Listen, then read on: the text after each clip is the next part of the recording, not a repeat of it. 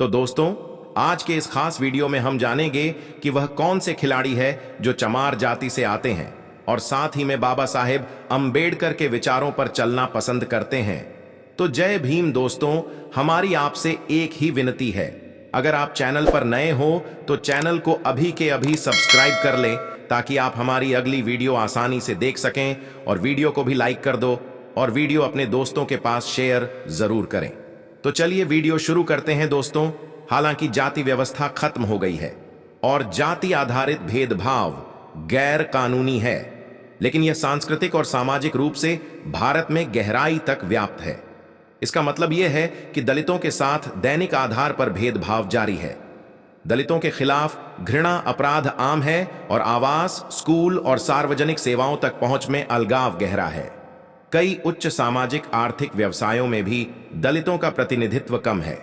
हालांकि दलित प्रमुखता हासिल करने लगे हैं और कला में अपने लिए जगह बनाने लगे हैं। खेल में दलित प्रतिनिधित्व बहुत कम हो गया है।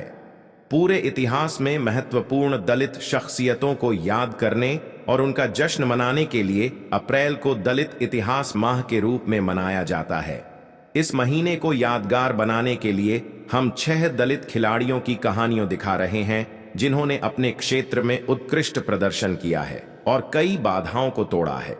तो दोस्तों, नंबर 1 पर आते हैं। विनोद कांबली भारत का पसंदीदा खेल क्रिकेट है और सबसे प्रसिद्ध दलित क्रिकेटरों में से एक विनोद कांबली है, जिन्होंने साल 19 से 2000 के बीच भारतीय राष्ट्रीय क्रिकेट टीम के लिए खेला। कांबली उन 4 दलित क्रिकेटरों में से एक है जिन्होंने टेस्ट क्रिकेट में देश का प्रतिनिधित्व किया है और भारतीय क्रिकेट इतिहास में सबसे प्रसिद्ध दलित क्रिकेट हैं। मध्य क्रम के बल्लेबाज, उन्होंने भारतीय टीम से संन्यास लेने के बाद दक्षिण अफ्रीकी घरेलू क्रिकेट सर्किट में बोलैंड प्रांत के लिए खेला। वह भारतीय क्रिकेट टीम में अपने साथी खिलाड़ी सचिन तेंदुलकर के बचपन के दोस्त थे। हालांकि कांबली को अपनी जाति के बारे में बात करना पसंद नहीं है, लेकिन वह मैदान पर जाति आधारित भेदभाव का शिकार कर रहे थे, खासकर असंतुष्ट प्रशंसकों द्वारा। नंबर 2 तो दोस्तों, नंबर 2 पर आती है हिमा दास, एक भारतीय धावक है। उन्होंने जकार्ता, इंडोनेशिया में 2018 एशियाई खेलों में 50 सेकंड का समय लेकर 400 मीटर से अधिक का भारतीय राष्ट्रीय रिकॉर्ड अपने नाम किया। वह 2018 में आई AF वर्ल्ड U20 चैंपियनशिप में ट्रैक इवेंट में स्वर्ण पदक जीतने वाली पहली भारतीय एथलीट भी है, जहां उन्होंने 400 मीटर स्प्रिंट जीती थी। दास की शुरुआत विनम्र रही। चावल किसानों की बेटी, वह उत्तर पूर्वी राज्य असम के एक छोटे से गांव से है। वह बचपन में मिट्टी के मैदानों में फुटबॉल खेलती थी, लेकिन अपने शिक्षक शमसुल हक की सिफारिश पर उन्होंने स्प्रिंट दौड़ना शुरू कर दिया। नंबर 3 तो दोस्तों, नंबर 3 पर आती है तुलसी हेलन। चेन्नई, तमिलनाडु की एक मुक्केबाज है, जिन्हें उनके तेज फुटवर्क और मुक्का मारने की शैली के कारण अक्सर भारत की लेडी मोहम्मद अली कहा जाता है। उन्होंने अपना पहला स्वर्ण पदक 2000 में 14 साल की उम्र में नई दिल्ली में 23वीं बॉक्सिंग चैंपियनशिप में जीता था। अपने करियर के चरम पर उन्होंने मैरी कॉम, जो कि आगे चलकर ओलंपियन बनी, उनको भी हराया।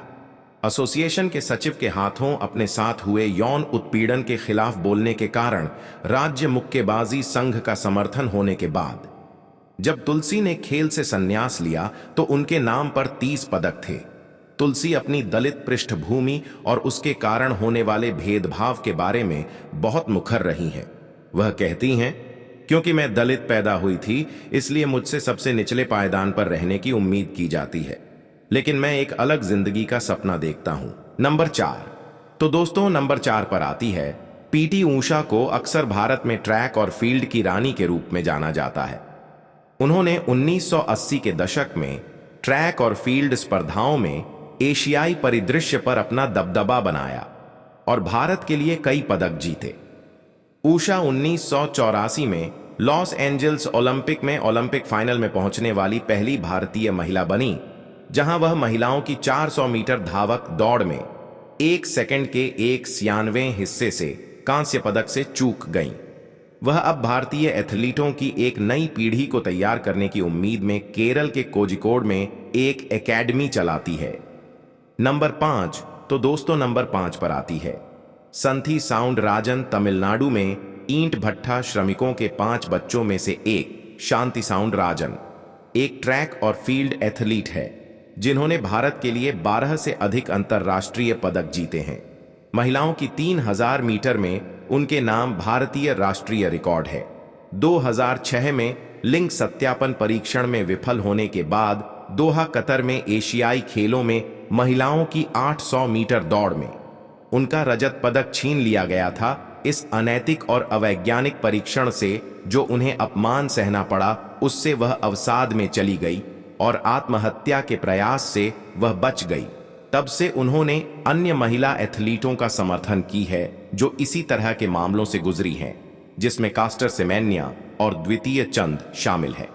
सुंदर राजन ने दावा किया है कि भारतीय खेल प्राधिकरण में कोच के रूप में अपने काम के दौरान उन्होंने जाति आधारित भेदभाव का अनुभव किया है। नंबर 6।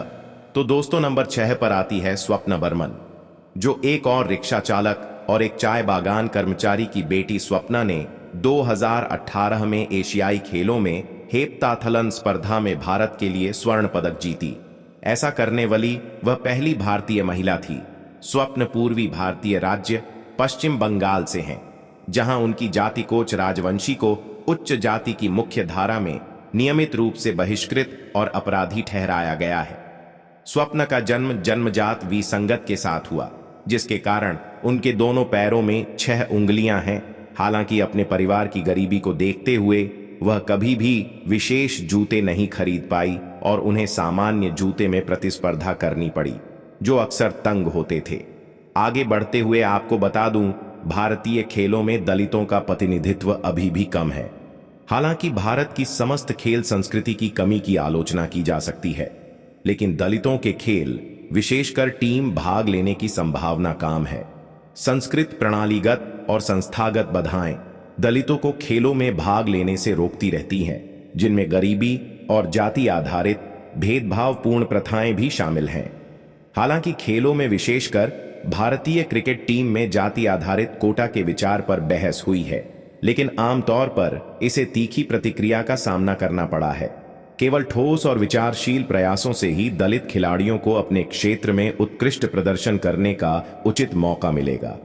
यह सुनिश्चित करने के लिए काम करना चाहिए कि अधिक दलित खेल में भाग लेने के अपने अधिकार का प्रयोग कर सके और प्रतिभा की पहचान और पोषण किया जाए, ताकि हम निकट भविष्य में खेल में अधिक दलित प्रतिभा देख सके। तो दोस्तों, आपको इस विषय पर क्या विचार आया है, हमें कमेंट करके जरूर बताएं। जय भीम, जय भारत, जय संविधान।